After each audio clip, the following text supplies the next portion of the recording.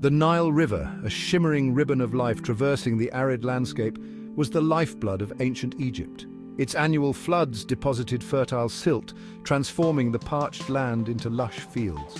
These predictable floods allowed early communities to thrive, cultivating crops like barley and wheat. This agricultural abundance, a stark contrast to the surrounding desert, formed the bedrock of Egyptian civilization. The Nile was not only a source of sustenance, but also a vital artery for transportation and trade, connecting communities and fostering cultural exchange. The river's bounty, however, came with challenges. The annual floods were unpredictable in their intensity, sometimes bringing destruction instead of abundance. This delicate balance fostered a deep respect for the Nile, a force both benevolent and formidable. It shaped their worldview, their beliefs, and their very existence. The Egyptians developed intricate irrigation systems and learned to predict the floods, showcasing their ingenuity and adaptation to the rhythms of nature. The Nile's influence went beyond the material realm. It permeated their spiritual beliefs, shaping their understanding of life, death, and the cosmos. The river's cyclical ebb and flow mirrored the rhythms of creation and rebirth, central themes in Egyptian mythology. Gods like Hapi, the god of the annual flood, and Osiris, who embodied resurrection, underscore the Nile's profound impact on their spiritual landscape. The Egyptians saw the Nile as a reflection of the universe itself, a constant in an ever-changing world.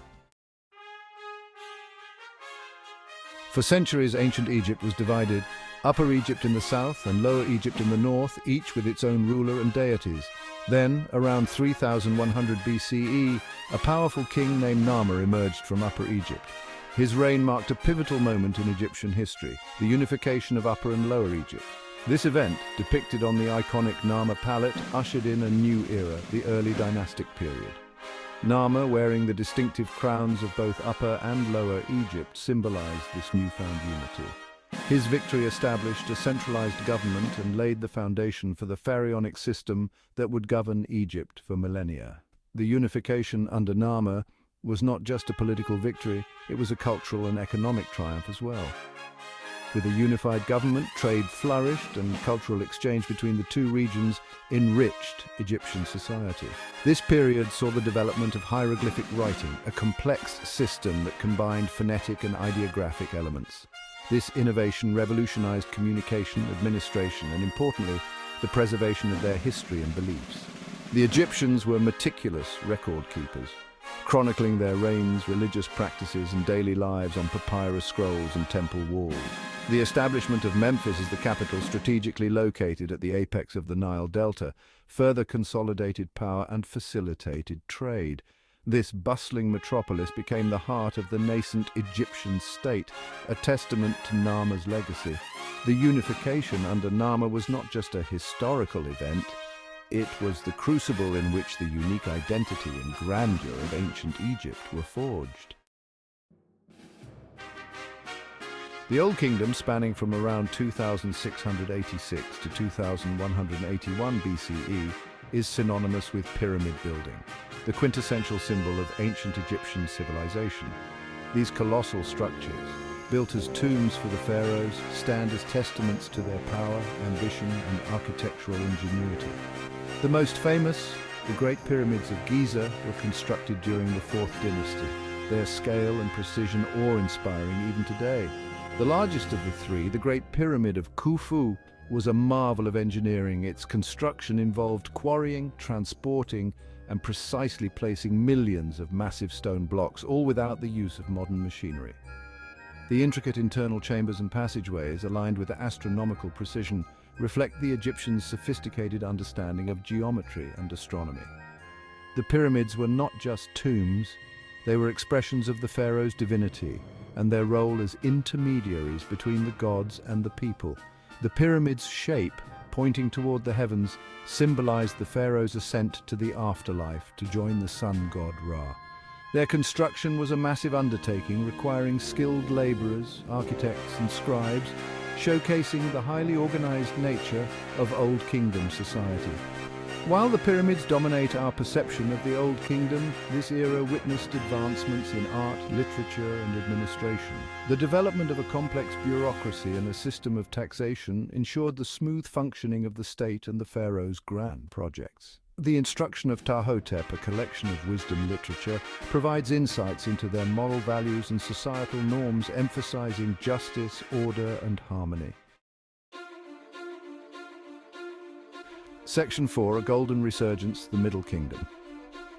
Following a period of decentralization and internal strife, Egypt experienced a resurgence during the Middle Kingdom, around 2055 to 1650 BCE. This era, often dubbed Egypt's Golden Age, was marked by a renewed focus on expansion, artistic innovation, and literary achievements. The pharaohs of the 12th dynasty, in particular, ushered in an era of prosperity and stability. Mentuhotep II, who reunited Egypt after a period of division, moved the capital to Thebes, a city destined for greatness. His successors expanded Egypt's borders south into Nubia, securing valuable trade routes and resources like gold and diorite. These military campaigns brought wealth and prestige to the Middle Kingdom, fueling its artistic and cultural renaissance. The Middle Kingdom witnessed a flowering of literature, with works like The Tale of Sinuhe offering poignant reflections on exile, identity, and the human condition. This period also saw the rise of new literary genres, such as didactic texts and adventure stories, reflecting a society with a growing appetite for knowledge and entertainment. Art in the Middle Kingdom was characterized by a return to realism and a focus on human emotion. Statues and reliefs depicted individuals with greater naturalism, capturing a wider range of expressions and personalities. This shift reflected a growing interest in the individual and their place within the broader social fabric. The Middle Kingdom, with its emphasis on expansion, creativity, and social consciousness, left an indelible mark on Egyptian history, its legacy reverberating in the centuries that followed. The New Kingdom's zenith. The New Kingdom, from around 1550 to 1069 BCE, marked the pinnacle of ancient Egyptian power and influence. Powerful pharaohs expanded Egypt's borders, erected magnificent temples, and left an enduring mark on history. Thutmose III led successful campaigns expanding Egypt's empire. His reign brought immense wealth, fueling grand temple constructions. Amenhotep III's diplomacy and luxury oversaw peace and prosperity. He commissioned the Luxor Temple and the Colossi of Memnon. Akhenaten initiated a radical religious revolution worshipping Aten. Tutankhamun's tomb, discovered in 1922, offers a glimpse into New Kingdom opulence. Ramses II, ruling over 60 years, expanded Karnak and built Abu Simbel. Section 6, Houses of the Gods, Temples and Their Significance. Temples were not merely places of worship in ancient Egypt. They were seen as the literal homes of the gods. These grand complexes, built over generations and adorned with intricate carvings, towering pylons, and colossal statues, served as centers of religious, economic, and social life. They were places where pharaohs demonstrated their piety, priests performed daily rituals, and ordinary Egyptians sought the favor of the gods.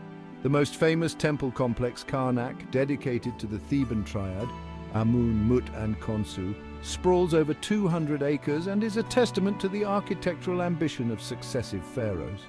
Its hyper-style hall, a forest of massive columns, is an awe-inspiring feat of engineering and artistic skill. The temple complex at Karnak, with its numerous chapels, obelisks, and statues, is a microcosm of ancient Egyptian religious beliefs and practices.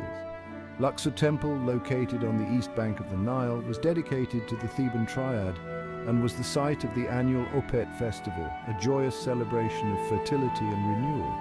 During the festival, the cult statues of Amun, Mut, and Khonsu were transported in a grand procession from Karnak to Luxor Temple, symbolizing the god's journey between the realms of the living and the divine.